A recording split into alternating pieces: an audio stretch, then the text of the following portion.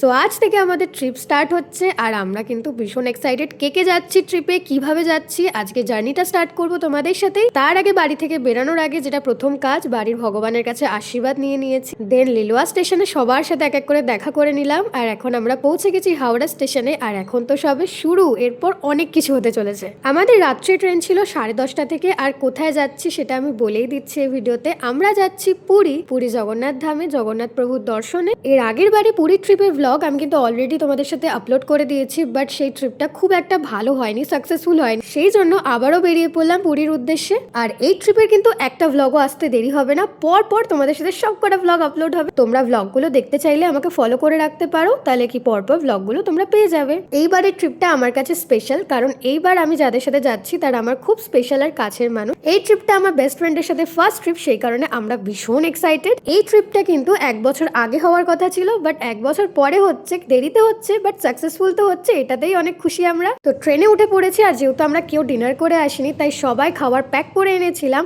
আর সবাই একটু একটু করে যে যার মতো খাবার এনেছিল। তো নিজের মন মতো পেট পুজো করে নিয়ে তারপর আমরা একের পর এক শুতে চলে যাই।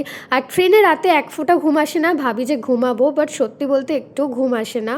কিছুটা সময় একটু রেস্ট করে নিয়েছিলাম, একটু ঘুমিয়ে নিয়েছিলাম, যাতে পরের দিন আর কোনো টায়ার্ডনেস না থাকে। সকালবেলা উঠে সব থেকে বেশি যেটা ভালো লেগেছে, একদম রিফ্রেশিং মুডে চলে এসেছিলাম এত সুন্দর বাইরের দৃশ্য দেখে। রাত্রেবেলা একটু বোরিং লাগছিল আর একটু টায়ার্ডনেসও কাজ করছিল, বাট সকালবেলা উঠে বাইরের এত সুন্দর দৃশ্য দেখার পর কোনো টায়ার্ডনেসই কাজ করছিল না। তখন পুরী ঢুকতে আর আধা ঘন্টা মতনও বাকি ছিল না, প্রায় চলে এসেছিলাম পুরীর কাছাকাছি। এখনো পর্যন্ত কিন্তু 1 বছরও হয়নি এর আগের ট্রিপটা করেছি, বাট আবারও চলে এসেছি পুরীতে। এটা কিন্তু প্রভুর কৃপা, আর ওনার ডাক ছাড়া কখনোই সম্ভব নয়। আমরা ব্লেসড, সেই কারণে আবারও আসতে পেরেছি। দেন ফাইনালি এই সময়টা চলে এসছে, দীর্ঘ প্রতীক্ষার অবসান ঘটেছে। বাঙালির সব থেকে কাছের জায়গা এটা, যে এই টার্নটা বাঙালির কাছে একটা ইমোশনের মতো কাজ করে। যে টার্নটা ঘোরার পরে নীল নীল সমুদ্র চোখের সামনে চলে আসে, আর অপরূপ সুন্দর।